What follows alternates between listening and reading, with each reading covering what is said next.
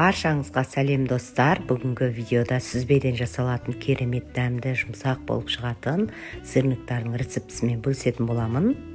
Бізге қажетті заттар: сүзбе қажет болады, творог және қант, жұмыртқа, ұн. Қантымызды, жұмыртқамызды, ұнымызды біз сүзбеміздің үстінен салып, жақсылап араластыратын боламыз.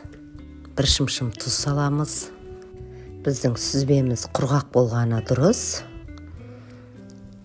Бәрін жақсылап салып араластырып аламыз. Қолымыздың көмегімен жақсылап езетін боламыз. Араластыру барысында барынша осылай еземіз. Блендердің көмегімен езсеңіздер де болады, бірақ маған осылай біздің сүзбеміздің кішкене түйіршіктеліп тұрғаны ұнайды. Сырниктарымыздың дайын болғанын осылай қолымызбен қысып тексеретін боламыз. Осылай бірігіп тұрса, онда біздің сырниктарымыз дайын. Енді доскамыздың үстіне ұнымызды салып аламыз, және де әрбір сырниктарымызды біз үлкен бір ас қасықтан өлшеп аламыз. Сонда біздің сырниктарымыз бәрі біркелкі болып, әдемі болып шығады. Осылай мінекей шариктар жасап аламыз.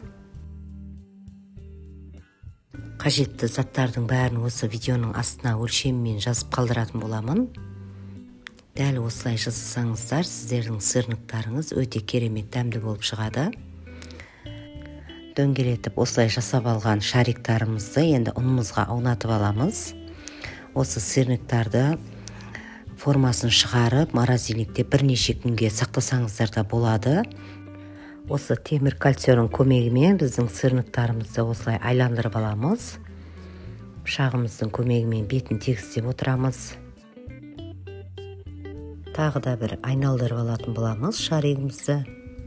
Біздің сырниктарымыз осымен дайын, мінекей. Осылай биік, әдемі болып шығады. Қалған сырниктарымызды да осылай жасап алатын боламыз.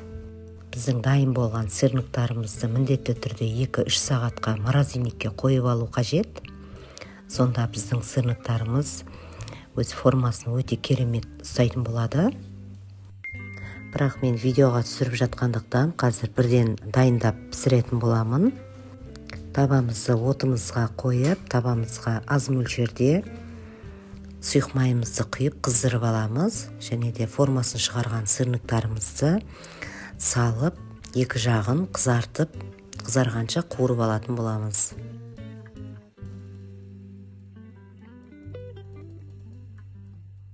Үш минуттай ұстап, екінші жағына аударамыз. Екінші жағында дәл осылай қызартып, пісіріп алатын боламыз.